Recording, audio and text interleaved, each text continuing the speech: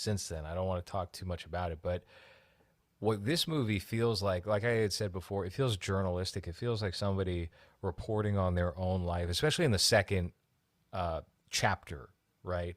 The first chapter Yeah. feels like, okay, maybe Luis Ward, maybe this is like supposed to be Luis Ward's life pre-transition, and then this is it here. And maybe these are two different characters, but it's really still about you, the director, right? Kind of like Bret Easton Ellis. Like Yeah. the Will No, Less Than Zero, where it's like obviously him. that's actually a pretty apt comparison to make. I think this movie is maybe getting lost in the shuffle of dime square movies, which I don't know if there's like an overlapping costume to those, aside from the fact that they all seem to feature Peter Vack, right?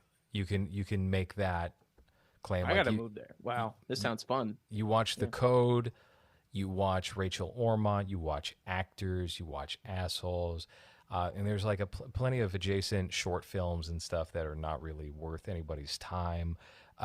And they all seem to have this sort of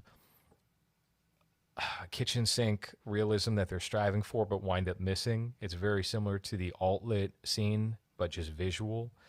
But what I wanted to touch on with Kubrick was Kubrick's idea of non-submersible units.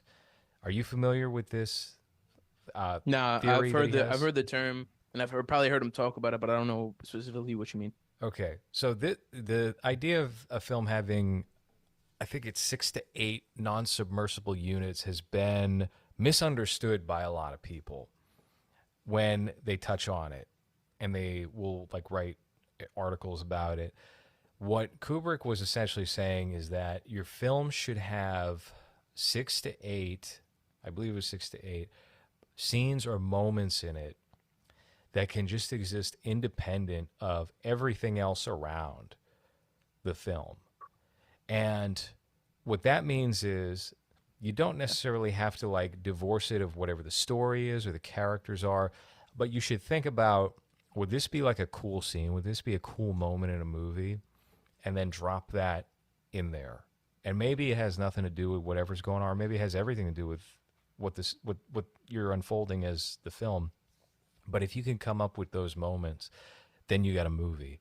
Because you can get so lost in the minutia of whatever a character's trajectory is and wind up displaying a lot of boring shit and trying to make sense of connections and through lines and ties that mean something to you as the conductor, as the architect of what you're putting together, but to the audience will mean fucking nothing except, oh man, this is still going on. Let's speed this up. Yeah, like people kind of I forget who said this, but there's some film reviewer that said that like Full Metal Jacket is 3 short films all in one.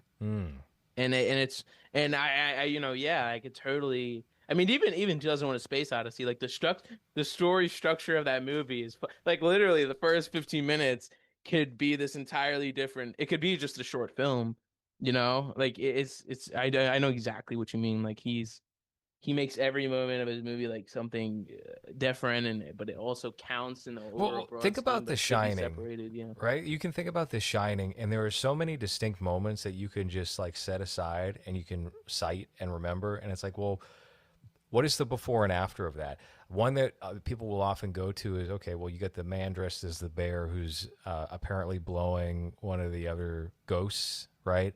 Yeah. And it's like, well, this moment just exists on its own. Like, yeah, Wendy sees it as she's running through the house, but like you take it away and nothing is impacted within the story of the movie, but you throw it in there and it's an unnerving, weird, bizarre moment, you know? Or you Yeah. have something like Scatman Crothers as Dick Halloran in bed, and he's coming in contact with the shine in his head, and you got like the 2 naked portraits of women directly Big behind black him. ebony Yes, bitches. yeah. You've got things like that, and my personal feeling is a lot of movies have gotten away from that. And this movie, Castration movie, feels like it's nothing but that type of thing. It feels like there's just Yeah, like it could be separated, and yeah, it's many. Yeah. That's which right. I feel is a positive thing. But if you're just going into it and you're a very story-minded person, and there is a story here. There's the two Yeah. mirroring tales because they end like the exact same way, with the relationships Yeah, like falling there's apart. a mirror of Yeah. them. Yeah, like the way the relation. Like yeah, Yeah. exactly.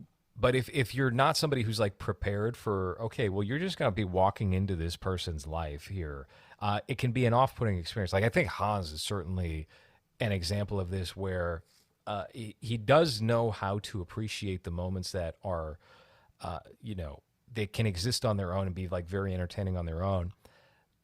But there's a frustration that sets in if it doesn't feel like the plot is being serviced for most steps of the way. And this type of film would probably be very repellent to most people.